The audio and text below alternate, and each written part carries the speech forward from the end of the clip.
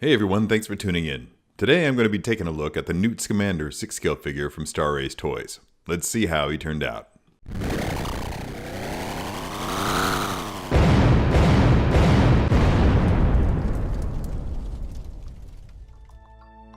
Alright, first up is always the packaging, and I have to say that I think it looks really pretty good. Nice use of the title treatments, the logo for Fantastic Beasts. I really like the color palette, the lenticular design around Newt himself. The photography doesn't do a great job of making the portrait look appealing, and oh, look, Bowtruckle. Everything else about the packaging though is pretty solid. It's exactly what we've come to expect from their Harry Potter line, and looking inside, just look at that quote. I think they did a fine job of putting in there a pretty succinct quote that just sums up Newt as a person.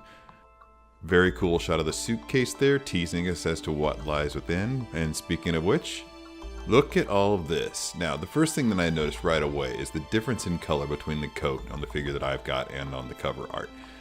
That doesn't really bother me whatsoever. All that tells me is that what they've done is in Photoshop, when they got the photography done, they just saturated a little bit too much just to really catch your eye.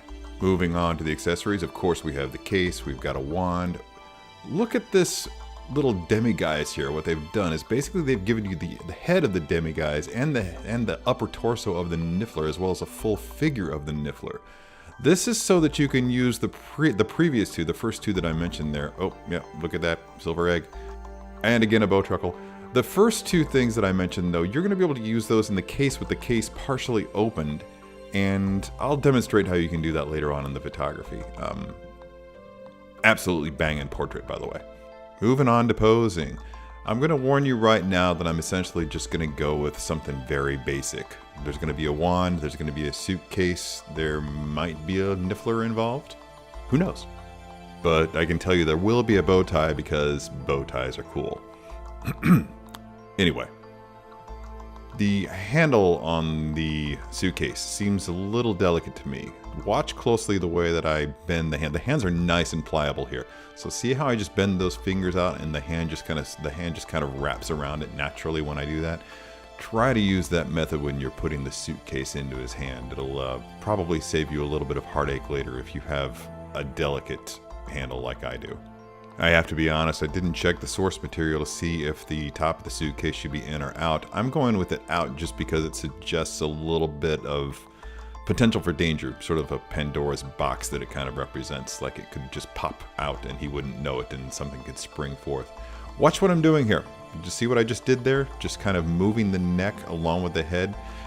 I was playing with this figure earlier and I realized that if you turn his head to the left without turning the neck to match it, then the Adam's apple is going to be facing the opposite direction and you get an unsightly gap at the back of the head.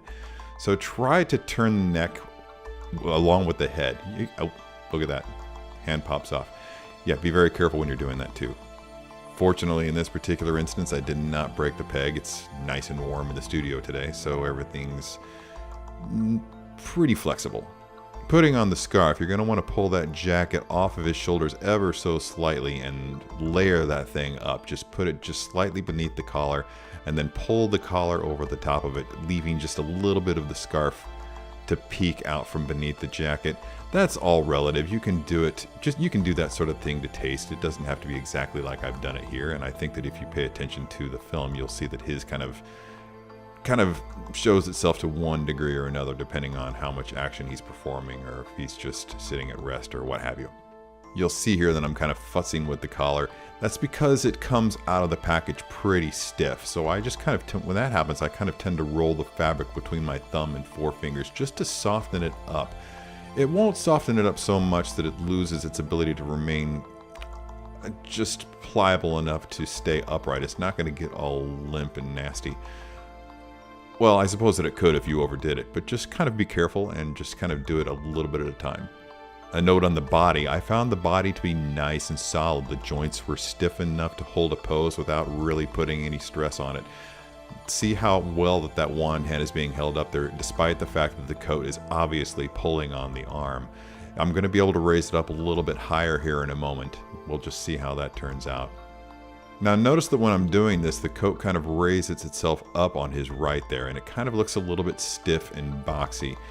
I think it could probably benefit from a little bit more of that rolling the fabric between your thumb and forefingers just to soften it up a little bit. What you won't see in the final photographs is that what I eventually wound up doing was taking a paper clip, pulling the coat back and bunching it up behind him, and then using a paper clip to grip it together. What that did was that it kind of slimmed his silhouette a little bit so that it doesn't look so boxy. So give that a shot, play with it. If you don't feel like using paper clips, I suppose you can use safety pins, but who the hell wants to puncture the fabric on their 6 scale figure? You can see here now that, as promised, this pose is actually pretty basic, but I think that it kind of gives you an idea of what Newt is all about in this show.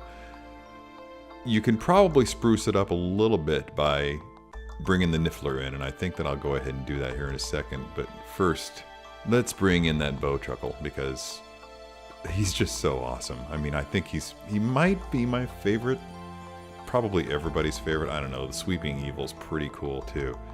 Oh hell, let's be honest, it's the Fantastic Beasts. Picking your favorite one of them is like trying to pick your favorite child. Newt Scamander is charmingly awkward, and any pose that you hit with this thing probably should suggest that.